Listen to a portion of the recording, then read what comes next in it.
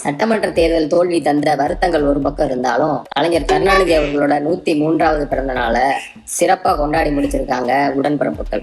ஏற்கனவே குடகுமலை போயிருக்கிற நம்ம தலைவர் கட்சியோட அடுத்த கட்ட வளர்ச்சிக்கு ஏத்த மாதிரி புதிய திட்டங்களோட தான் திரும்ப வருவாரு அப்படின்னு எதிர்பார்ப்புல இருந்த திமுக உடன்பிறப்புகள் இப்போ அதுக்கேற்ற மாதிரி சில அப்டேட்டுகளையும் கொடுக்குறாங்க. அதாவது அவங்க கட்சியோட பொதுச் செயலாளராக இருக்கிற துரைமுருகன் அவர்களை நீக்கிட்டு அந்த இடத்துல வேற ஒருத்தரை நியமனம் பண்ண போறதாகவும், அதே மாதிரி மாவட்ட செயலாளர்கள் எண்ணிக்கை அதிகப்படுத்தி அதுல ஏராளமான இளைஞர்களுக்கு வாய்ப்பு கொடுக்க போறதாவும் சொல்லிக்கிறாங்க.